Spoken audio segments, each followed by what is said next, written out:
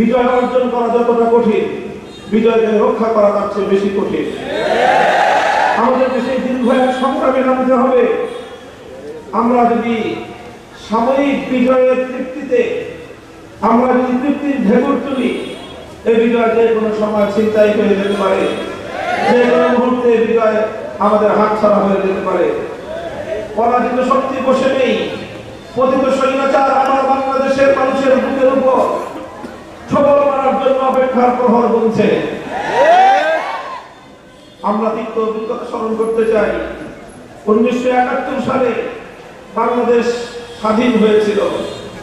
আমার এই বাংলাদেশ 55,000 বর্গ মাইলের এই জনপদ, এখন যে জনপদের নাম বাংলাদেশ, কখনো এই জনপদের নাম ছিল পূর্ব পাকিস্তান, কখনো এই জনপদের নাম ছিল পূর্ব বাংলা। এভাবে বিভিন্ন নামের ঐতিহ্যকে, বিভিন্ন নামের ইতিহাস পাড়ি দিয়ে আজকে আমরা এই সোনার বাংলাদেশ উপহার পেয়েছি। এ বাংলাদেশ পেতে আমাদেরকে তিনটি আধিপত্যবাদী শক্তির বিরুদ্ধে লড়াই করতে হয়েছে। আমাদেরকে 200 বছর ব্রিটিশ বেনিয়া সাম্রাজ্যবাদী শক্তির বিরুদ্ধে লড়াই করে স্বাধীনতা অর্জন করতে হয়েছিল। আমাদেরকে এই পূর্ব বাংলার মুসলমানদের মানুষের জাতিসত্তার উন্নতির জন্য কলকাতার আধিপত্যবাদের বিরুদ্ধে বঙ্গভঙ্গের নামে ব্রিটিশ আমলে লড়াই করতে হয়েছিল।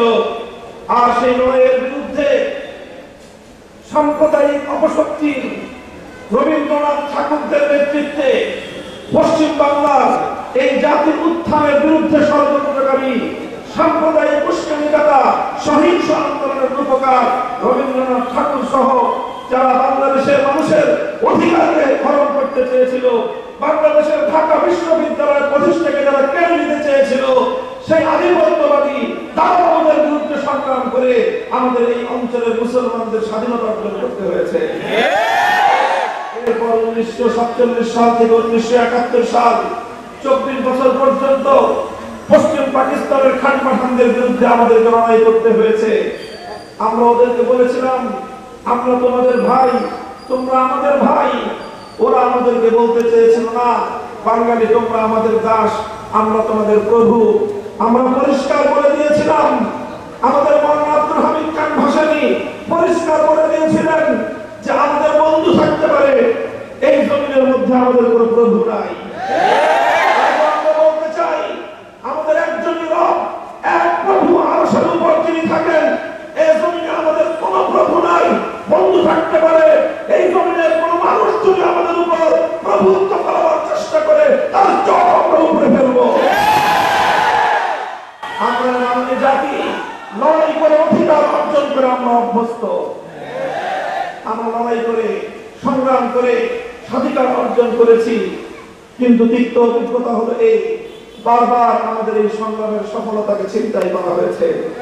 1971 সালে ইনশাআল্লাহ বলে যে সংগ্রাম শুরু হয়েছিল, কোরআন সুন্নাহ বিরোধী কোন আইন তৈরি না করার কমিটমেন্ট দিয়ে যারা ক্ষমতায় এসেছিল, 71-এর 16 ডিসেম্বর বিজয় অর্জন করার কয়েক মাসের মধ্যেই নতুন করে আরেক চেতনার উন্মেষ ঘটলো, আরেক চেতনা বাইরে থেকে আমদানি হলো।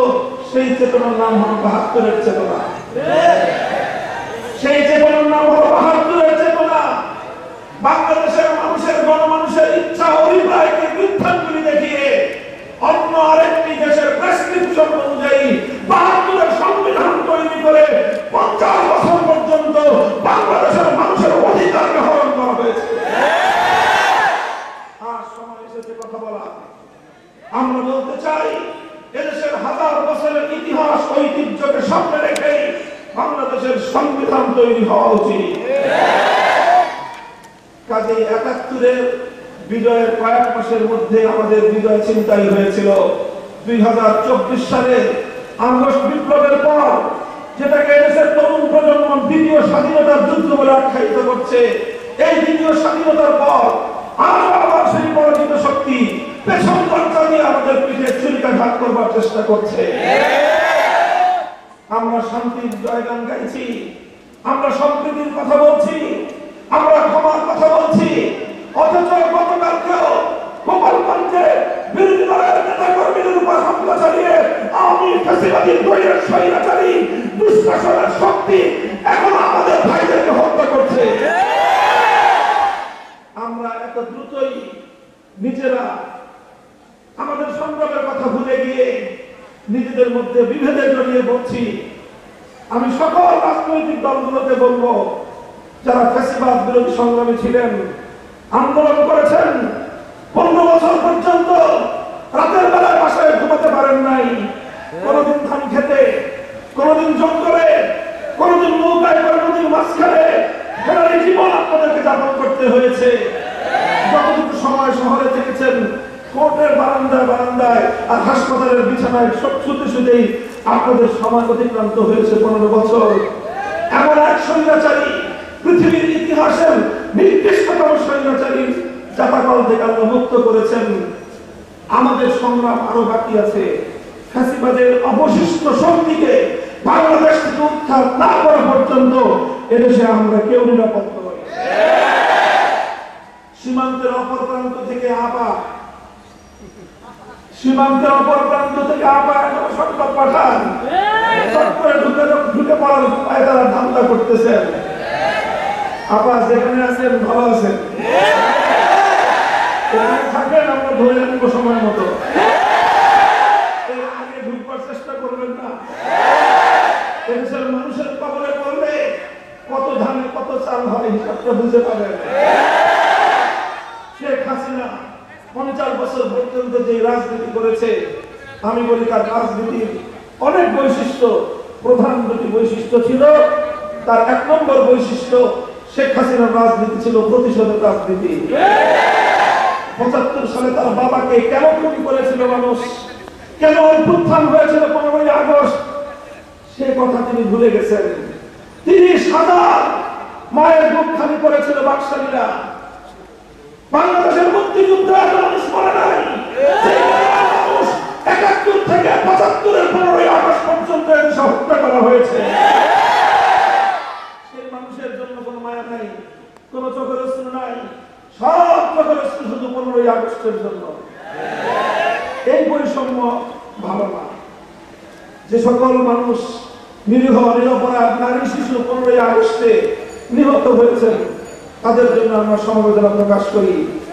কিন্তু শুধু নিহত তারাই হন নাই, তাদের রক্তের যেমন দাম আছে, ওই 30,000 মায়ের চোখের অশ্রুর কোনো মূল্য নাই। যাদের সন্তানদেরকে, তাগড়া যুবকদেরকে তুলে নিয়ে গিয়ে আপনার বাবা হত্যা করেছিল, সিরাজ শিকদারদের জীবনের কোনো মূল্য ছিল না। যাই হোক, পুরাতন হিসাব, ওই হিসাবে আমি যেতে চাই না। 15ই আগস্ট এই অভ্যুত্থানের পর শেখ হাসিনা আন্তর্জাতিক গণমাধ্যমে বলেছিলেন যে জাতি তার বাবাকে খুন করেছে, হত্যা করেছে, তিনি সেই জাতির কাছ থেকে প্রতিশোধ গ্রহণ করবেন। এই ঘোষণার পর 1975-এর 15ই আগস্ট থেকে 2024-এর 5ই আগস্ট, এই 50 বছর শেখ হাসিনা বাংলাদেশে রাজনীতি করেছেন। শেখ হাসিনার এই রাজনীতিটা ছিল প্রতিশোধ গ্রহণের রাজনীতি। তিনি প্রতিশোধ নিয়েছেন বাংলাদেশের জনগণের কাছ থেকে, তিনি প্রতিশোধ নিয়েছেন বাংলাদেশ কোনো রাষ্ট্রটার কাছ থেকে। এই দেশটাকে তিনি স্বাধীন রাখতে চান নাই। দেখেন না, কথায় কথায় বলতো বিদ্যুৎ দিয়েছি, বেশি কথা বললে বিদ্যুতের সব সুইচ বন্ধ করে ঘরে বসে থাকবো। বলতেন এই মোবাইল ফোন দিয়েছে কে? উনি মোবাইল ফোন দিয়েছিলেন, উনি বাংলাদেশে ইন্টারনেট দিয়েছিলেন। সারা পৃথিবীর মানুষ যখন মোবাইল ব্যবহার করে অগ্রসর হয়ে গেছে, বাংলাদেশের একটি জনগণকে উনি মোবাইল দেন। এই ছিল ওনার ভাবখানা। পদ্মা সেতুটা মনে হয় যে ওনার বাপদাদার টাকা দিয়ে উনি বানায় দিয়েছিলেন। এই অবস্থা করতেন। এই অবস্থা করে তিনি এই বাংলাদেশটা সম্পর্কে তার ধারণা এটাই ছিল, বেশি বাড়াবাড়ি করবা, বাংলাদেশটাকে ভারতের অঙ্গরাজ্য বানায় দিব। এটা ছিল তার রাজনীতি। এজন্য ভারতে গিয়ে তিনি মাথার মধ্যে তিলক পরে, সেখানে তাকে মুখ্যমন্ত্রীর ঘোষণা দেওয়া হয়, তিনি মুস্কি মুস্কি হাসে। বাংলাদেশের মানুষ সেদিন বলে দিয়েছিল, বাংলাদেশের ক্ষমতার মস্তকে আমরা স্বাধীন আত্মমর্যাদা সম্পন্ন প্রধানমন্ত্রী চাই, চিরকালীন মুখ্যমন্ত্রী দেখতে চাই না। রাজনীতি, শেখ হাসিনার রাজনীতি ছিল বিভাজনের রাজনীতি। 2024 সালের ছাত্র জনতার অভ্যুত্থানের মাধ্যমে তার বিভাজনের রাজনীতি পরাজিত হয়ে বাংলাদেশের মানুষের মধ্যে অভূতপূর্ব ঐক্য সূচিত হয়েছিল। এই ঐক্য ছিল বাংলাদেশে আগস্ট বিপ্লবের শক্তি, এই ঐক্যের মাধ্যমে দেশের মানুষ ফ্যাসিবাদকে পরাজিত করতে সক্ষম হয়েছে। এই ঐক্যটা আমাদের ধরে রাখতে হবে। এই ঐক্য যদি আমরা ধরে রাখতে না পারি, বিএনপি, জামাতে ইসলাম, হেফাজতে ইসলাম, আমরা কেউ দেশে নিরাপদে থাকতে পারবো না। কারণ শেখ হাসিনা শুধু একা নয়, তার পিছনে লুকিয়ে আছে ওই শক্তি যারা বাংলাদেশটাকে স্বাধীন দেখতে চায় না, যারা বাংলাদেশটাকে বিশ্ব দরবারে মাথা উঁচু করা আত্মমর্যাদা সম্পন্ন জাতি হিসেবে যারা দেখতে চায় না। সংগ্রামী সাথী ও বন্ধুগণ, তাই আমরা পরিষ্কার ভাষায় বলতে চাই, অন্তর্বর্তীকালীন সরকারের কাছে আমি দাবি জানাবো, গতকালকে গোপালগঞ্জে যে ঘটনা সংঘটিত হয়েছে, 24 ঘন্টার মধ্যে তার প্রকৃত দোষীদেরকে গ্রেফতার করে বিচারের কাঠগড়ায় দাঁড় করানো হবে। শেখ হাসিনাকে বাংলাদেশে পুনর্বাসন করবার জন্য যারা যারা ষড়যন্ত্র করছে তাদের বিরুদ্ধে যথাযথ ব্যবস্থা গ্রহণ করতে হবে। সংগ্রামী সাথী ও বন্ধুগণ, এভাবে যদি আমরা পথ চলতে পারি, ইনশাআল্লাহ বাংলাদেশ স্বাধীন হয়েছে। এই বাংলাদেশকে আর কেউ দমায় রাখতে পারবে না। এই বাংলাদেশের শক্তিটা হলো ঐক্যের শক্তি, এই বাংলাদেশের শক্তিটা হলো সম্প্রীতির শক্তি। এই জুলাই আগস্ট বিপ্লবের সময় আমরা দেখেছি ঢাকা সহ বিভাগীয় জেলা শহরগুলোর রাজপথের চিত্র। আমাদের ছেলেরা সংগ্রাম করছে, মিছিল করছে, স্লোগান তুলছে, নামাজের ওয়াক্ত হয়ে গিয়েছে, সঙ্গে সঙ্গে একজন কলেজ অথবা স্কুলের ছাত্র আল্লাহু আকবার আযানের ধ্বনিতে আকাশ বাতাস মুখরিত করে তুলেছে। একজন ইউনিভার্সিটির ছাত্র ইমাম হয়ে নামাজের ইমামতি করছে, তার পিছনে সারিবদ্ধ হয়ে শত সহস্র আমাদের ছাত্ররা, তারা কাতারবদ্ধ হয়ে নামাজে দাঁড়িয়ে সেই পিস ঢালা রাজপথকে যায় নামাজ বানিয়ে আল্লাহর দরবারে সিজদায় লুটিয়ে পড়েছে।